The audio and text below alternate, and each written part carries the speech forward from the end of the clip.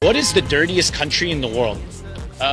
India? This is the first thing that comes to people's minds when they hear the word India. But how did it get here?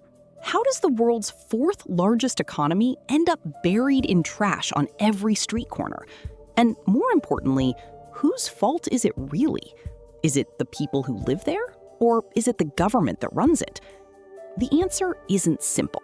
It's a 100-year-old problem, and almost everyone had a hand in building it. Segment 1. A problem built over centuries. India's sanitation crisis didn't start last year, or even last decade. It was engineered, slowly and by design. Under British colonial rule, sanitation infrastructure was built almost exclusively for European quarters of cities like Calcutta and Bombay. Native neighborhoods were left with open drains and no waste collection system at all. The colonial government treated cleanliness as a privilege, not a public service. Then came the caste system, which assigned the physical task of handling waste to a single group, Dalits, historically forced into manual scavenging. This created a devastating cultural side effect. Cleaning up after yourself in public became associated with a lower social function. For generations, if you could afford to, you simply didn't touch garbage. Someone else's job was to make it disappear. Add to that the chaos of 1947.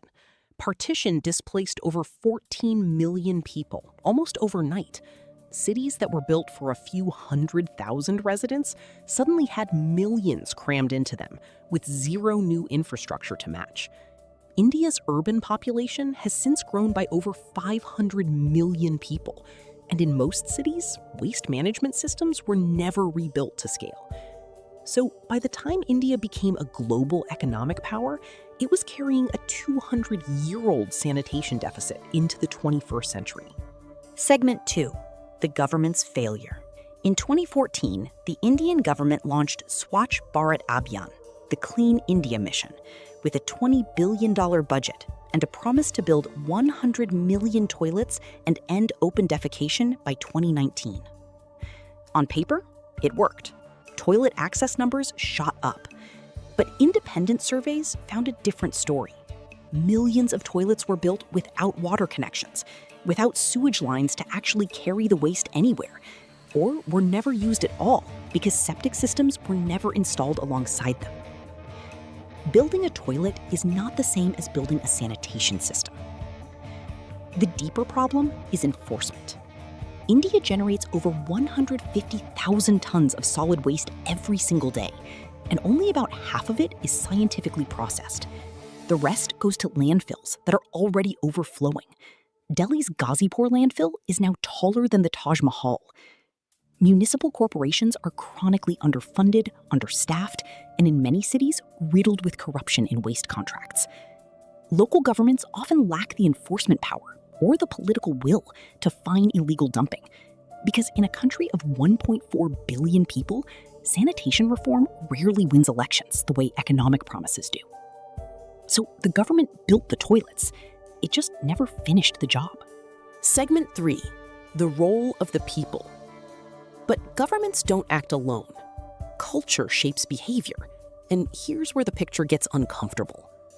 Surveys by Indian sociologists have repeatedly found a sharp divide between private and public space. Homes are often spotless. Step outside the front door, and the street becomes fair game. This isn't laziness. It's a deeply rooted cultural pattern where public has historically meant not mine to maintain, a mindset with direct roots in that caste-based history we just covered. Population density makes it worse. Mumbai alone houses over 20,000 people per square kilometer in some districts.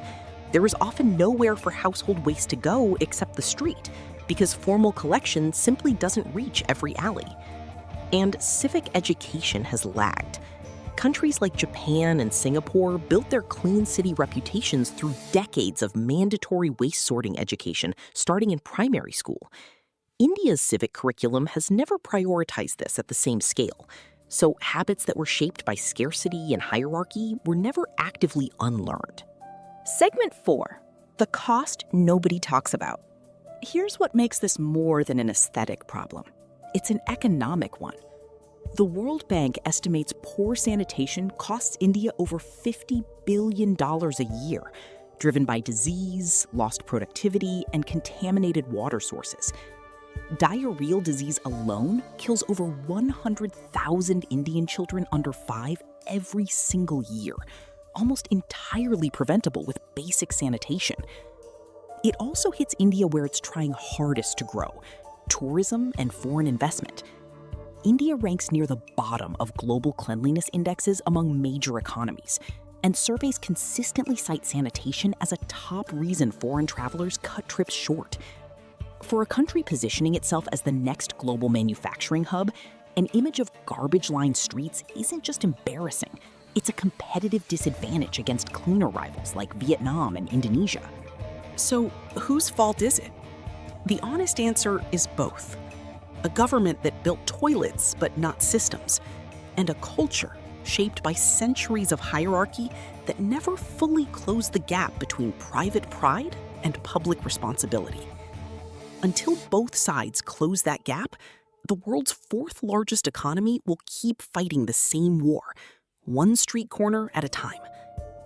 If this made you rethink what you know about India, subscribe for more of these deep dives. Drop a comment. Do you think this ever gets fixed, or is it too deep a problem to solve?